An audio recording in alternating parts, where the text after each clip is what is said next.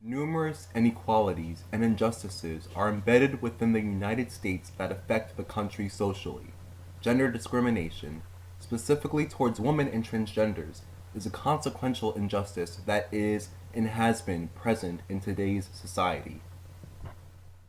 Women have been historically oppressed by men and have been viewed as inferior.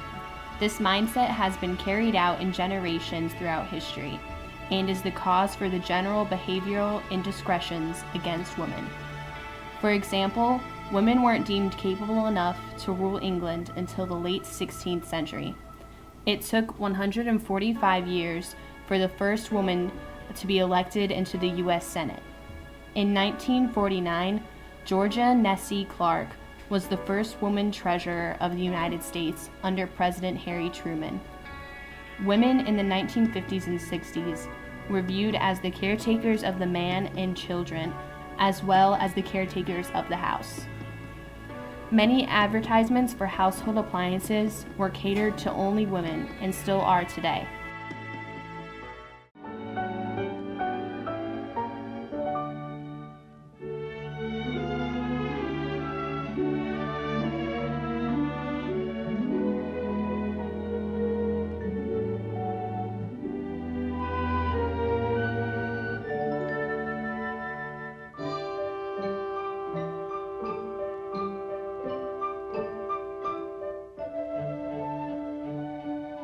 By the way things look, as well as the way they perform, our homes acquire new grace, new glamour, new accommodations, expressing not only the American love of beauty, but also the basic freedom of the American people, which is the freedom of individual choice.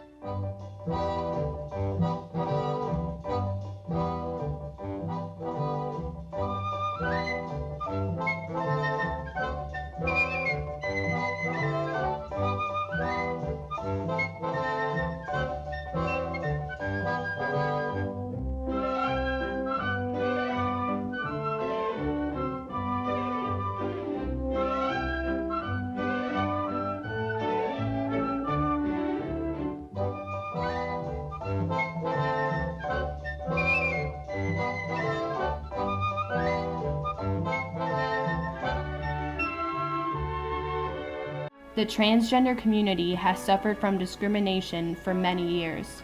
Awareness of transgender discrimination became prominent in 1952 when Christine Jorgensen, who was the first widely publicized person to have undergone sex reassignment surgery, is in this case man to female, created the worldwide sensation.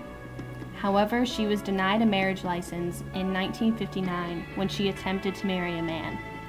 But her fiance lost his job when his engagement to Christine became public knowledge. One form of discrimination that women and transgenders currently face today is inequality in the workplace. Vice President for Education and Employment, Fatima Ghost Graves, states that 2/3 of women workers in low-wage jobs such as retailing and waitressing felt they would face negative repercussions if they complained about or reported sexual harassment from management.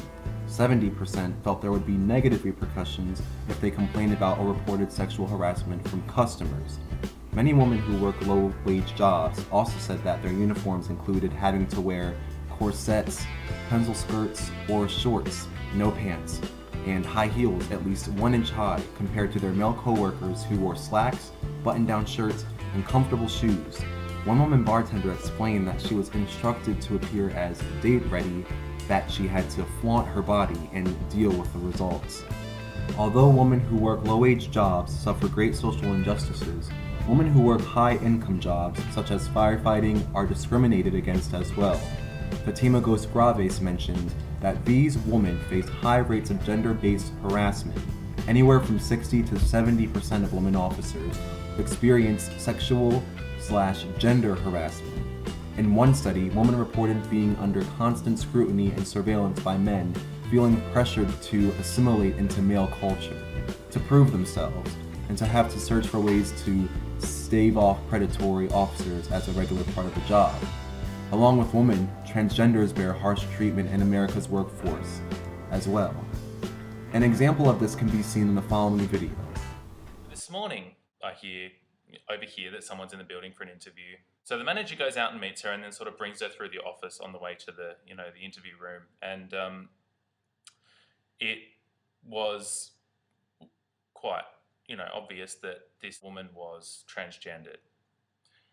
And anyway, she's brought through the office and led out into the interview room. And then almost immediately, everybody in the office just bursts out laughing. And oh my God. And then one of the other ladies that wasn't in the room at the time came in and everyone was like, oh my God, you missed the spectacle. There was this man in here dressed up like a woman. He's in there being interviewed as we speak. And I'm sitting there, firstly, a little bit in shock, and secondly, angry. The Human Rights Campaign staff says that transgender workers face higher rates of unemployment in comparison to the rest of the United States. The HRC staff goes on to say transgender workers report unemployment at twice the rate of the population as a whole. More than 4 in 10 transgender people, 44%, who are currently working are unemployed. The HRC staff's claims and statistical data highly suggest that transgenders who are unemployed or underemployed are in that state simply because of their gender identity. Transgenders in the workforce are discriminated against through wage imbalances as well.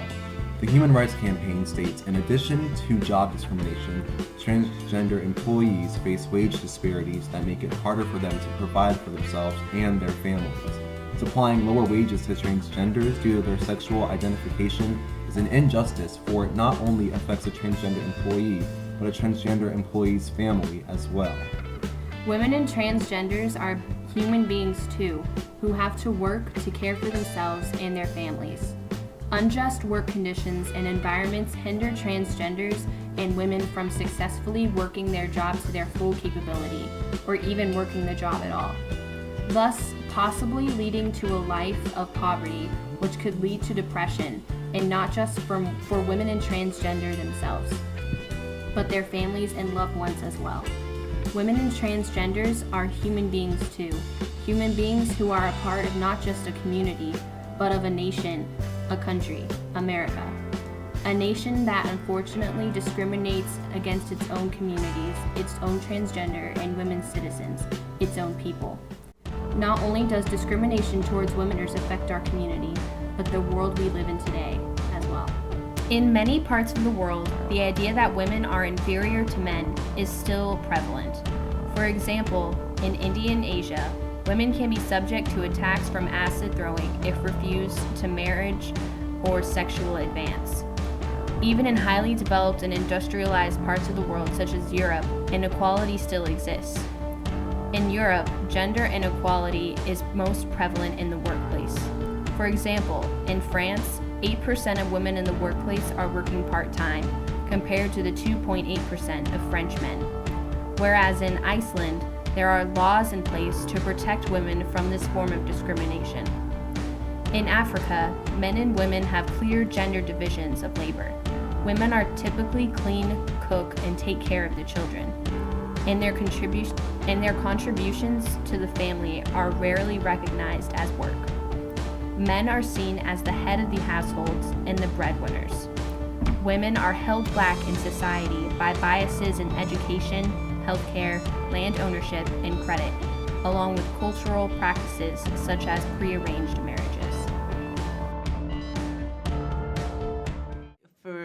For gay and lesbian folks, I think we really have come quite a long way, and the overwhelming support for marriage equality all over the country. For trans folks, I mean, certainly we have a moment in terms of representation that is unprecedented, but a lot of trans folks can't even get a job simply for being trans, experience discrimination in healthcare. Trans youth are being bullied disproportionately. We have a very, very long way to go in terms of public policy. What do you think, Jody?